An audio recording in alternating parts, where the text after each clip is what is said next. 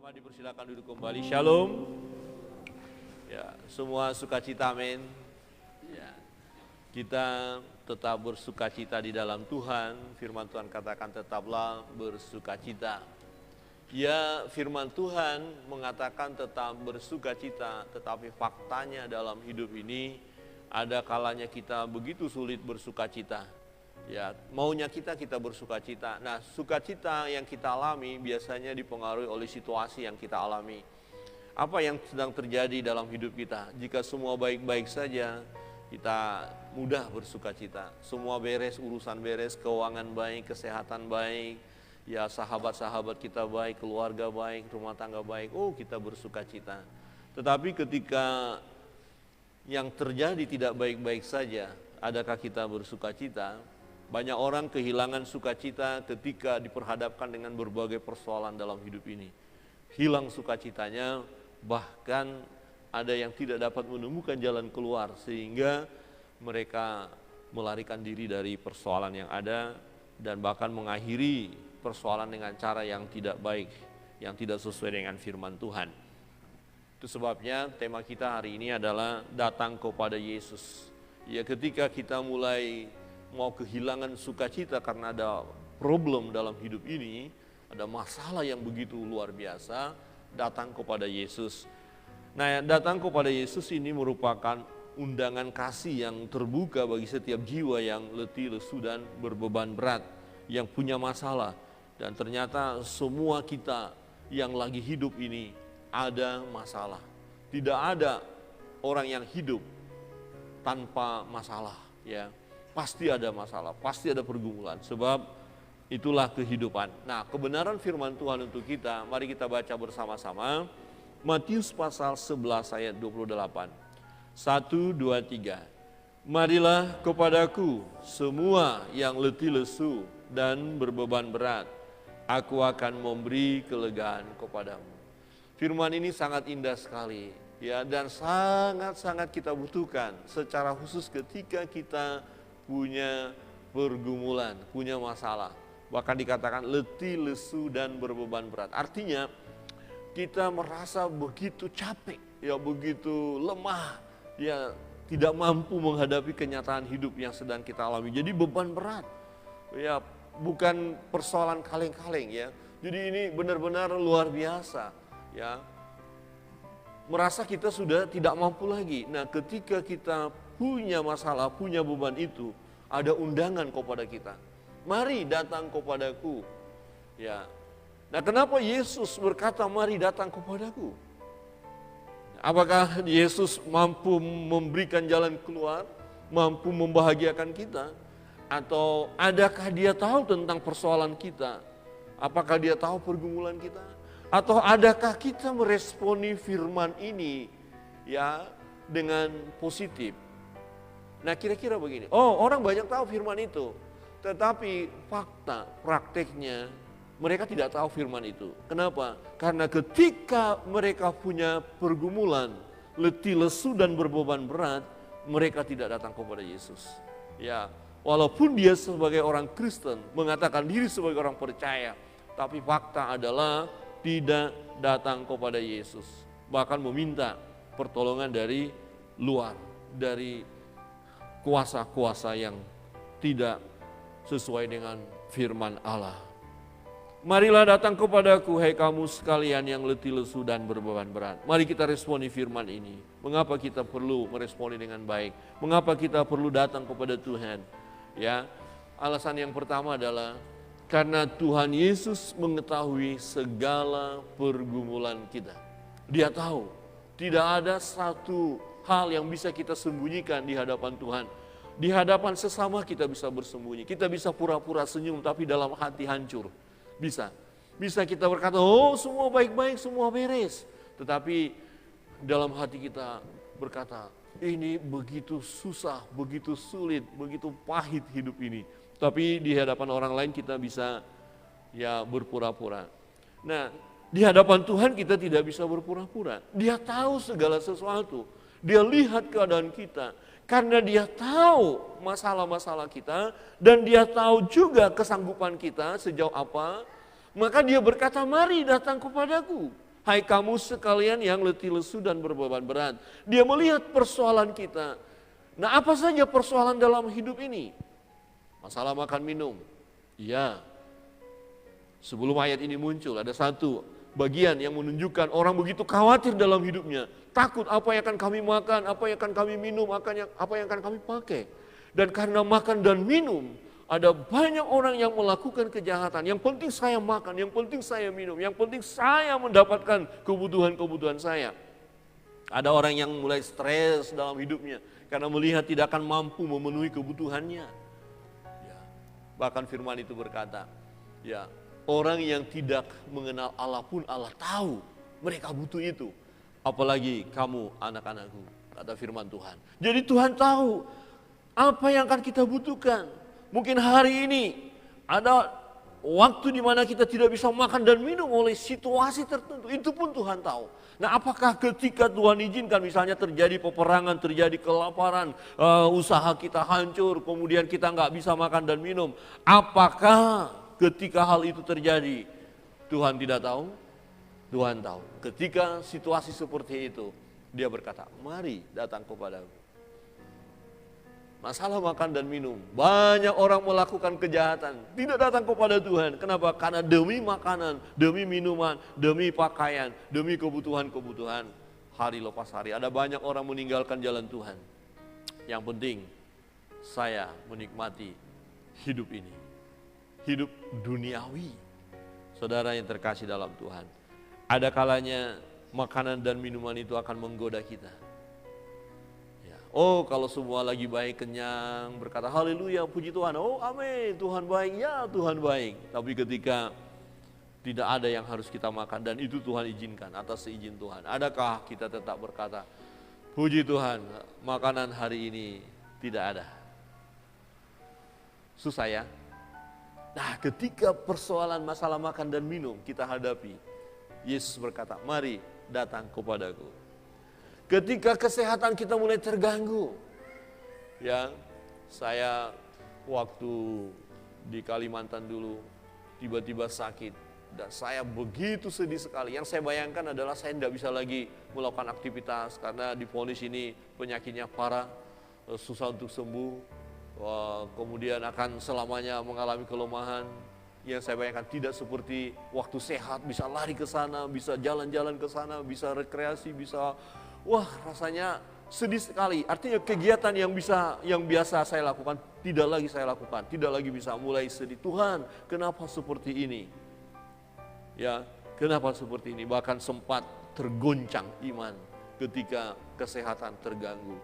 Saya tidak tahu apakah Bapak Ibu Saudara pernah mengalami. Tetapi sebesar apapun kesehatan itu atau penyakit itu yang menyerang kesehatan kita, Yesus tahu.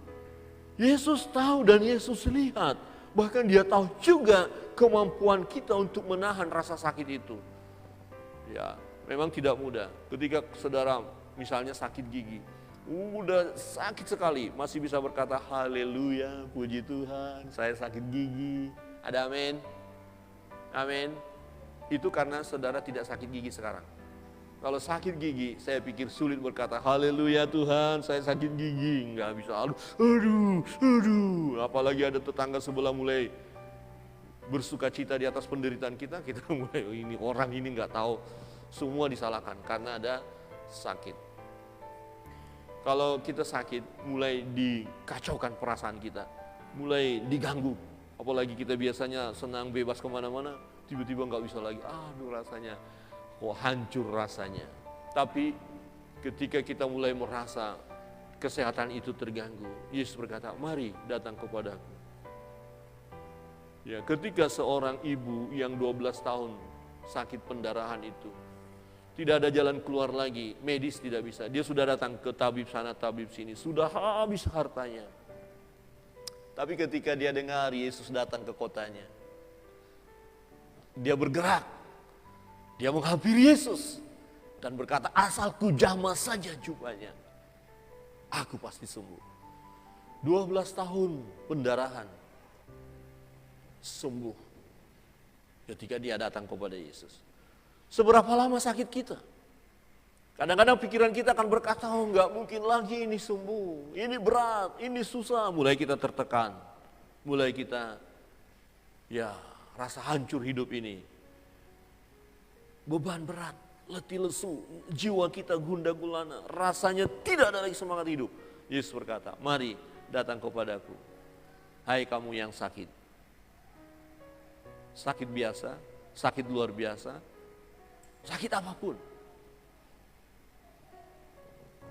Mungkin masalah kita adalah masalah keuangan saat ini. Ya, yang bagi mahasiswa ya harus bayar uang kos, belum ada uang. Wah, ini repot, orang tua belum kirim lagi uang. Wah, ini bahaya ini. Yang kontrak rumah sudah habis waktunya, belum ada. Yang harus kita bayar kredit motor, kredit mobil, uang belum ada. Ya, orang tua mau bayar uang anak-anak sekolah, belum ada. Aduh, rasanya tertekan. Keuangan kita tidak baik-baik saja. Tuhan berkata, mari datang kepadaku. Bukan berarti ketika kita datang, Tuhan aku gak ada punya uang ini, kemudian tiba-tiba dari langit turun uang. Bukan. Tetapi Tuhan punya cara untuk memberkati kita.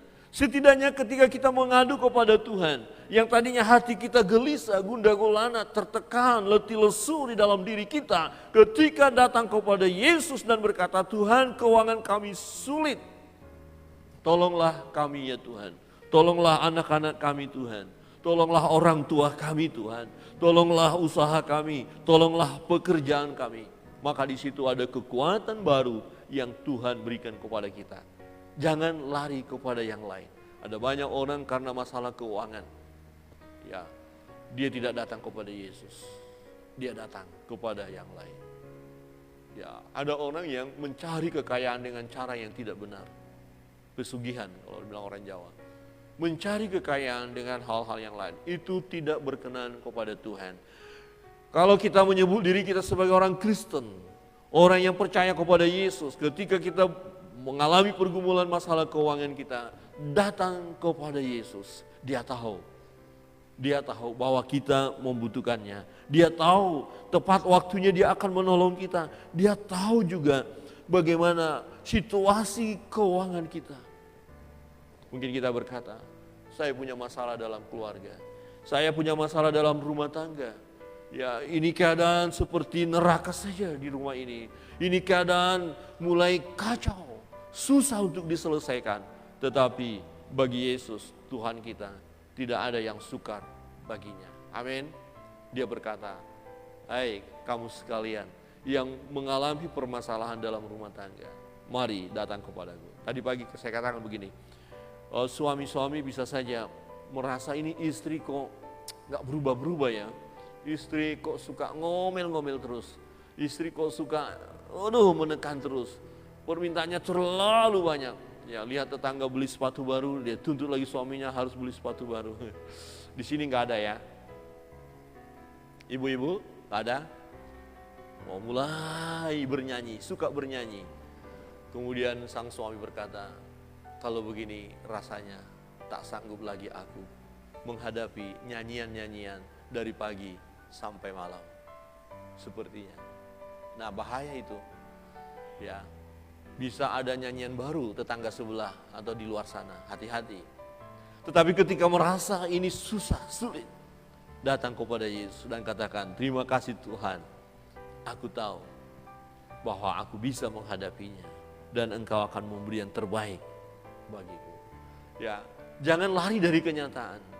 Oh, kita berkata, Tuhan aku gak bisa mengubah istriku. Betul, kita gak bisa mengubah istri kita.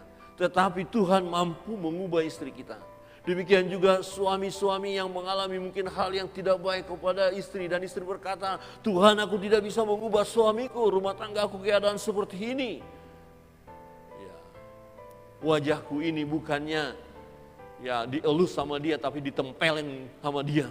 Kira-kira begitu. Di sini nggak ada kira-kira masalahnya. Tapi ketika datang kepada Tuhan, Tuhan bisa ubah suami-suami itu. Ada amin? Orang tua melihat anaknya tidak berubah. Hidup kok seperti ini, anak saya tidak membahagiakan saya, tidak bisa, nasihat saya tidak bisa diterima. Tapi ketika datang kepada Tuhan, Tuhan bisa ubah anak-anak kita. Anak-anak mulai bergumul tentang orang tuanya, melihat orang tua ini tidak benar. Susah mengalami perubahan ketika anak-anak itu datang kepada Yesus. Yesus berkata, mari datang kepadaku. Apa persoalanmu? Aku tahu. Oh ya Tuhan, persoalanku mengenai orang tuaku. Tuhan akan menolong. Tuhan akan memberi kebahagiaan. Mungkin kita berkata, masalahku mengenai pekerjaan sekarang. Sebentar lagi akan di PHK. Atau saya sudah mencari pekerjaan kemana-mana. Susah, ditolak. Atau pekerjaan ini gajinya hanya sedikit, nggak cukup rasanya. Susah. Ya, apakah kita tidak bersemangat lagi hidup karena masalah pekerjaan yang kita hadapi? Atau bisnis kita mulai hancur? Ya, usaha kita mulai mengalami kendala yang luar biasa. Ya, Yesus berkata, mari datang kepadaku. Mari, bawa bebanmu, bawa semua pergumulanmu. Dia tahu pergumulan kita, dia tahu masalah pekerjaan kita. Bagi yang sedang belajar, mahasiswa atau siswa, tahu ya apa pergumulan. Ya, jangan seperti berita yang kita dengar hanya masalah orang tua tidak bisa beli buku, beli pena, anak itu akhirnya mengakhiri hidupnya dengan cara yang tragis, sedih sekali rasanya. Saya melihat ada satu tayangan di media sosial, anak-anak sekolah, kemudian setelah lihat, coba lihat sepatumu, kemudian dia lihat sepatunya ini rupanya bolong, robek-robek, tapi dia tetap semangat. Terus dikatakan, kenapa mama papa belum beli sepatu? Belum ada uang, mereka masih bekerja. Tapi anak ini bersemangat, ya tidak masalah sepatunya robek-robek, yang penting dia bersemangat. Dan orang yang menanya beri semangat, tetap semangat ya. Pasti Tuhan akan beri sepatu yang bagus buat kamu. Pasti Tuhan beri. Apakah karena masalah ya ekonomi orang tua yang sulit, pekerjaan orang tua yang sulit, kemudian anak-anak harus menderita? Sejak anak-anak pun tanamkan ya iman percaya. Orang tua membawa anak kepada Tuhan. Kita berdoa, Tuhan tahu pergumulan kita. Saya tidak tahu pergumulan Bapak Ibu dan saudara yang terkasih dalam Tuhan. Tetapi Yesus tahu pergumulan saudara. Masalahnya, adakah kita mau membuka hati, meresponi firman itu? Firman itu berkata, mari datang kepadaku. Hai kamu sekalian yang letih, lesu, berbeban berat. Masalahmu apa saja, sebesar apapun, sedahsyat apapun, sehebat apapun, jauh lebih hebat Tuhan kita dibandingkan dengan persoalan itu. Ada amin? Datang, berdoa. Hanya masalahnya banyak orang Kristen tidak datang kepada Yesus ketika mereka punya masalah, ketika mereka punya pergumulan, mereka punya tantangan hidup, tidak datang kepada Yesus. Bahkan ada yang menjauhkan diri dari Tuhan, kecewa kepada Tuhan dan berkata, Tuhan mengapa persoalan hidup seperti ini? Aku tidak mampu, aku tidak bisa mengikuti hidup seperti ini. Lebih baik aku mencari kebahagiaan di tempat yang lain. Itu sebabnya ada orang-orang yang akhirnya meninggalkan Yesus hanya karena beban, pergumulan yang sedang dihadapi. Tapi kita tidak boleh. Bukankah Yesus sudah berkata, mari datang. Kenapa tidak datang? Ini adalah undangan yang sangat indah sekali. Ya, sebab ketika kita datang kepada Dia, Dia tidak hanya sekedar mendengar. Dia tidak hanya berkata, ya aku tahu kamu punya beban ya, kasihan deh kamu. Bukan. Dia mengerti situasi yang kita alami. Bahkan Dia sanggup menolong kita. Kebenaran yang kedua. Ya. Tuhan Yesus sanggup menolong. Itu sebabnya mari datang. Kalau Dia tidak mampu menolong, Dia tidak akan berkata mari datang kepadaku. Oh, Yesus tidak mampu berbuat apa-apa, kemudian kita datang untuk apa? Hanya ngomel-ngomel di hadapannya? Hanya kita melampiaskan ketidakpuasan kita kepadanya? Tetapi ketika kita datang kepada Dia dan Dia akan memberikan pertolongan kepada kita, Dia buka jalan saat tiada jalan. Di situ kita akan berkata, puji Tuhan, haleluya. Aku percaya, aku tahu Tuhanku hidup. Yesus Kristus hidup. Dia ada bersama dengan kita. Dia tidak pernah tinggalkan kita. Sekalipun bagi kita tidak ada lagi jalan keluar untuk persoalan yang sedang saudara hadapi, Dia bisa buka jalan. Ada amin? Coba lihat kiri kanan dan katakan, dia bisa buka jalan bagimu. Ya, mengapa kecewa? Mengapa selalu hancur dengan masalah itu? Mengapa kita merasa gak ada arti hidup ini? Jangan. Dia ada bersama dengan kita. Dia berkata, marilah datang kepadaku. Hai kamu sekalian yang letih, lesu, dan berbeban berat. Aku akan memberi kelegaan kepadamu. Aku akan menolong engkau. Aku akan memberi sentosa kepadamu. Aku akan memberi yang terbaik bagimu. Yesus memiliki kuasa atas segala perkara yang sedang kita alami. Apapun persoalan itu, sedahsyat apapun, seberat apapun, dia punya kesanggupan untuk menolong. Dia memberikan kelegaan yang sejati. Bukan firman ini hanya hiburan belaka yang tidak bisa kita alami. Tetapi firman ini adalah kebenaran yang berkuasa dan saudara dan saya bisa mengalaminya. Dan betul kita mengalami kelegaan. Kalau kita datang kepada Dia, Dia punya kemampuan. Dia Allah yang memberi yang terbaik bagi kita. Kemudian kita berkata, Tuhan, kalau Engkau memberi yang terbaik bagiku, kalau rancangan-Mu adalah rancangan damai sejahtera bagiku, bukan rancangan kecelakaan. Tetapi kenapa masalah ini saya hadapi? Mengapa pergumulan ini terjadi? Mengapa sakit penyakit ini datang? Mengapa kelemahan tubuh seperti ini? Dan saya mau berkata, ketika Tuhan izinkan itu, dari sisi Tuhan adalah supaya iman kita teruji. Tidak ada rancangan Tuhan yang tidak baik. Rancangan Tuhan baik. Sebab firman Tuhan berkata, Allah turut bekerja dalam segala hal untuk mendatangkan kebaikan bagi setiap kita yang mengasihi Dia. Tuhan, aku punya beban. Ternyata Tuhan bilang apa? Itu mendatangkan kebaikan bagimu. Kenapa? Semakin kita berseru kepada Tuhan, semakin kita bersandar kepada Tuhan, semakin kita mengalami dan menikmati mujizatnya. Ketika kita ada di dalam persoalan itu, di situ kita akan melihat dan mengalami kuasa Tuhan. Kalau kita datang kepadanya. Jadi persoalan itu bukan untuk menghancurkan hidup kita. Apa persoalan hidup saudara saat ini? Bukan untuk menghancurkan hidup saudara dari sisi Tuhan. Bukan untuk menghancurkan. Tetapi kuasa gelap akan bekerja dan memakai hal itu untuk menghancurkan hidup kita. Tetapi dari sisi Tuhan, supaya kita memiliki iman yang teruji. Tadi pagi saya katakan ilustrasinya seperti pohon. Ketika pohon itu ditanam, dia tumbuh semakin besar. Angin yang menerpa pohon itu juga semakin besar. Semakin digoncangkan dia, semakin digoncangkan. Tetapi ketika dia digoncangkan, akar-akarnya menancap ke tanah, ya mempertahankan batang dan daun-daunnya, dia semakin mencengkram, semakin kuat. Sehingga batang yang, pohon yang tinggi, yang daunnya lebat, akarnya itu jauh menancap karena diterpa oleh angin. Persoalan itu menempa kita, ya pergumulan itu membentuk kita, ya beban berat itu membentuk kita. Sehingga dengan persoalan itu kita semakin kuat, bukan menjadi orang Kristen yang lemah.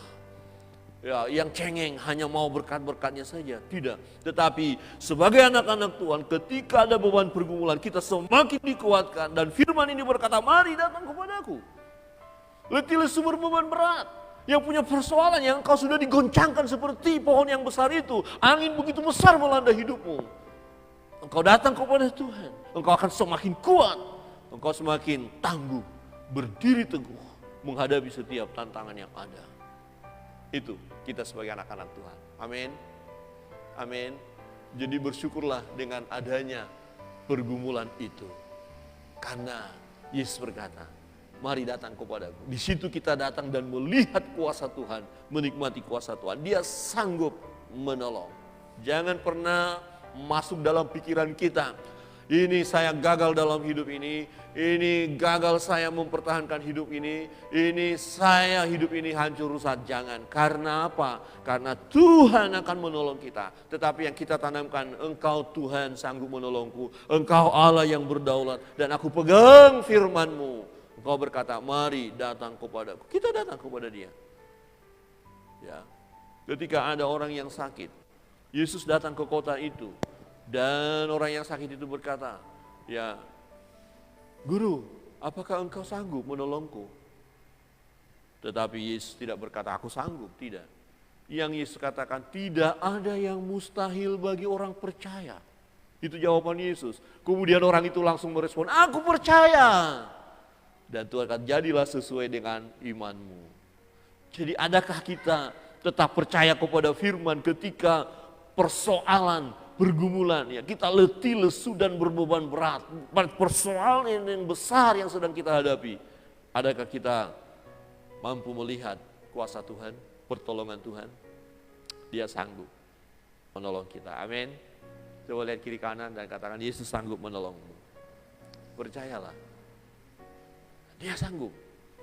Ya, dan Tuhan punya cara untuk menolong kita. Jangan kita berkata, Tuhan, bagaimana caranya? Itu bukan urusan kita, itu urusan Tuhan.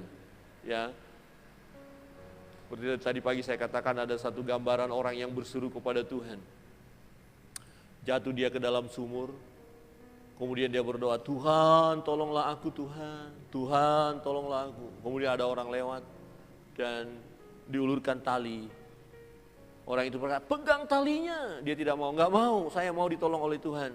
Saya tidak mau kamu yang nolong saya. Dan dia tidak mau pegang tali itu. Akhirnya orang itu tarik lagi talinya, dia pergi. Dia tetap berdoa, aku percaya Tuhan tolong aku, Tuhan tolong aku. Ya, kemudian ada orang lain lewat. Dia kasih kayu besar ya, panjang. Pegang dan mulai berjuang naik. Tidak, saya tidak butuh kayu, saya butuh Tuhan yang tolong aku. Akhirnya orang itu angkat lagi kayunya dan kemudian ditinggalkan. Dan tidak ada lagi orang yang lewat. Matilah orang itu. Ya karena orang itu, ini ilustrasi ya, contoh. Orang itu kan Kristen ya, percaya Yesus. Akhirnya dia masuk surga. Dan ketemu Yesus. Tuhan Yesus, kenapa aku gak ditolong? Katanya Tuhan sanggup menolong. Loh ya memang saya sanggup menolongmu. Loh kenapa aku dibiarkan? Saya tidak biarkan kamu nak. Ya bukankah ada orang yang sudah mengulurkan tali? Kan di situ aku bekerja. Waduh gitu toh, kenapa gak ngomong? Kamu sih gak ikat, pegang tali. Kamu kok gimana sih? Tapi yang kedua bagaimana? Kan ada yang kasih kayu. Dia bilang apa? Pegang. Saya bantu tarik, kamu gak mau pegang. Oh begitu, nyesal deh. Kenapa gak ambil ya?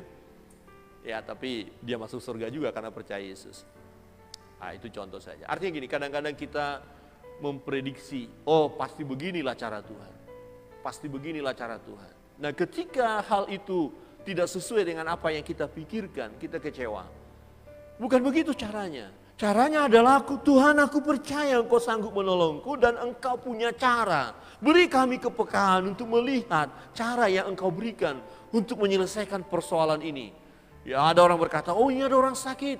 Oh tidak, saya percaya Yesus, saya percaya mujizat Yesus. Pada Tuhan bilang bawa ke dokter. Oh tidak perlu dokter, bawa ke dokter. Oh tidak perlu ke dokter, kita percaya, bukankah kita punya iman, bla bla bla bla, berdoa.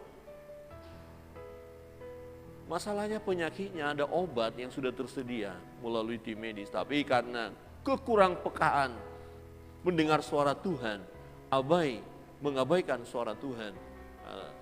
Menganggap cara yang benar hanya dengan Tuhan, betul. Tapi Tuhan bilang lewat medis. Tapi tidak mau, akhirnya meninggal. Saudara, kita nggak ngerti cara Tuhan. Ya, dan kita tidak bisa memaksakan cara kita untuk Tuhan lakukan. Tuhan punya cara, amin. Jangan kecewa, jangan sedih hati. Mungkin buat Tuhan kok enggak seperti ini Tuhan, kok tidak seperti teman saya Tuhan, terjadi mujizat begini, kok terjadi begini. Ya, dulu kami mulai perintisan, mendengar teman-teman diberkati Tuhan, pelayannya, waduh kok kami masih menderita begini ya. Ya, naik motor aja, motor itu depannya halus sekali, nggak bisa kita ganti beli. Pokoknya sampai di jalan itu pecah begitu. Kok Tuhan, tapi Tuhan bentuk begitu. Kenapa nggak seperti yang lain? Yang lain langsung ditawarin, ada berkat, langsung ada yang kasih. Ya, waktu itu baru melayani ya. Ada teman bersaksi dia diberkati Tuhan. Ya, diberkati Tuhan, langsung ada yang kasih mobil. Waktu itu X-Pass katanya, X-Pass bagus, batu baru. Terus kita berdoa, Tuhan, kiranya Tuhan beri mujizat kepada kami. Nah, Pagi-pagi coba lihat ada espas di depan, jangan-jangan itu yang akan diberikan untuk kita. Ternyata enggak, itu punya tetangga, parkir saja. Aduh Tuhan, cuma parkir doang. Kita kira buat kita. Ya, sampai bertahun-tahun tidak ada hadiah mobil. Ya, kok nggak ada hadiah? Gimana sih Tuhan? Tuhan punya cara. Tidak harus sama dengan yang lain. Amin. Tuhan sanggup menolong dengan caranya. Katakan kiri kanan sekali lagi, Tuhan sanggup menolong dengan caranya. Jadi jangan putus asa dulu. Jangan langsung kehilangan pengharapan. Dan kebenaran yang ketiga adalah ketika kita punya beban pergumulan, maka kita harus datang dengan iman tanpa keraguan. Firman Tuhan katakan orang yang bimbang dan ragu tidak akan dapat apa-apa. Bisakah Tuhan menolong aku? Kira-kira Tuhan tolong enggak? Kira-kira begini, bukan kira-kira. Tetapi Tuhan, aku percaya Engkau sanggup menolong aku dengan caramu. Aku percaya. Firman Tuhan katakan apabila kita datang kepada Dia, doa orang benar apabila dengan yakin didoakan besar kuasanya. Jadi yakin, benar-benar kita percaya bahwa Dia sanggup menolong kita. Jadilah seperti yang kita imani, jadilah seperti yang kita minta. Jadi waktu kita datang kepada Tuhan, memang Yesus berkata, marilah datang kepada aku, hai kamu sekalian yang letih lesu dan beban berat, aku akan memberi kelegaan kepadamu. Kita responi firman itu dan kita datang, ini Tuhan persoalanku, aku percaya firman-Mu. Masalah keuanganku Tuhan, masalah kesehatanku Tuhan, masalah keluargaku Tuhan, masalah pekerjaanku Tuhan. Ini Tuhan banyak masalahku, tapi aku percaya Engkau berkuasa atasnya. Tuhan, tolong aku percaya mujizat-Mu. Ada amin? Jangan Tuhan ini kira-kira Tuhan tolong enggak? Ini kira-kira sanggup enggak? Tidak seperti itu. Karena ketika Dia berkata mari datang kepadaku, hai kamu sekalian yang letih lesu dan berbeban berat, aku akan memberi kelegaan kepadamu. Aku akan bertindak. Aku tidak akan diam saja. Aku akan lakukan yang terbaik. Engkau akan melihat mujizat itu. Engkau akan merasakan kuasa itu. Ketika kita datang kepada Dia dengan iman, jangan ragu-ragu, jangan bimbang, ya, tetapi kita datang dengan sungguh-sungguh, dengan penuh keyakinan, sebab Dia Tuhan yang berkuasa atas segalanya. Setiap permintaan disertai keyakinan yang penuh kepada Tuhan akan mendatangkan mujizat. Tuhan tidak suka dengan yang mendua hati, yang bimbang, yang ragu, tidak akan dapat apa-apa. Ya, Tuhan berkata, lihat kapal yang diombang-ambingkan. Ya, itu satu gambaran bahwa orang yang bimbang tidak akan tenang hidupnya, tidak akan dapat apa-apa. Tetapi ketika kita datang dengan penyerahan diri, ya, dan kita responi panggilan itu, kita datang kepada Dia dan berkata, Yesus Tuhanku, tolonglah aku. Masalahku, sebut satu persatu, ini Tuhan, ini Tuhan, ini Tuhan. Ini bukan hanya sekedar aku dengar, tapi aku mau praktekkan. Saudara punya beban pergumulan, dan Tuhan tahu. Tidak ada persoalan pergumulan yang sedang terjadi dalam hidup kita yang tidak diketahui oleh Tuhan. Waktu Yesus berkata, mari datang kepadaku. Adakah saudara mau datang kepada Dia? Adakah saudara menggunakan kesempatan itu membawa bebanmu, pergumulanmu? Karena Dia Tuhan yang sanggup menolong. Dia Tuhan punya kuasa, ya. Dia punya kuasa, saudara. Segala kuasa ada padaku, kata Yesus. Segala kuasa ada pada Yesus. Dan bagi orang yang beriman, bagi orang yang percaya, tidak ada yang mustahil. Ada banyak orang yang mengalami mujizat daripada Tuhan sebelum pasal ini. Pasal-pasal sebelumnya terjadi mujizat, kesembuhan. Ya, orang membawa kepada Yesus yang sakit, yang mengalami kelemahan, berbagai kelemahan, bahkan yang dirasuk oleh setan. Dan Tuhan memberikan kesembuhan kepada mereka. Karena orang-orang yang datang ini memiliki iman. Mereka datang percaya kepada Yesus dan Yesus sanggup memulihkan mereka. Dan terjadilah pemulihan itu. Mari datang kepada Dia dengan iman dan Dia akan memberikan kelegaan kepada kita. Amin. 3 kebenaran ini pegang. Ya, dalam perjalanan hidup kita tidak ada yang namanya baik-baik saja. Suka duka silih berganti. Senang susah, pahit manis silih berganti. Nah, dalam kesemuanya itu, jangan lupa datang kepada Yesus. Datang kepada Yesus karena Dia mengetahui segala beban pergumulan kita. Situasi apapun yang terjadi dalam hidup, Dia tahu. Dan Dia punya kemampuan untuk menolong. Dia punya kemampuan untuk membahagiakan kita. Dia punya kemampuan membuka jalan bagi kita tatkala dari sisi kita tidak bisa lagi melihat ada jalan keluar. Tetapi bagi Dia tidak ada yang mustahil. Dan bagi kita yang datang dengan iman, firman Tuhan katakan, tidak ada yang mustahil bagi orang percaya. Mari kita tundukkan kepala kita. Bapak, Ibu, Saudara yang terkasih dalam Tuhan, ambil waktu berdoa sejenak, secara khusus meresponi firman itu. Marilah kepadaku semua yang letih lesu dan berbeban berat. Aku akan memberi kelegaan kepadamu. Apa yang menjadi beban pergumulan saudara?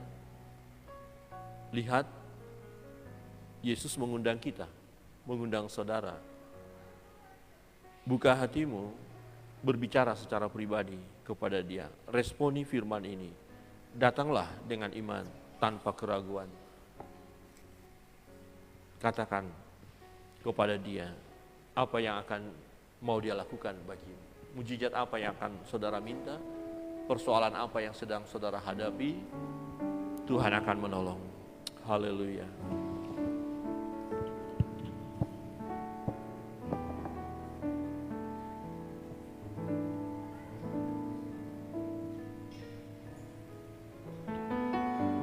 Bapa di surga, ini hidup kami.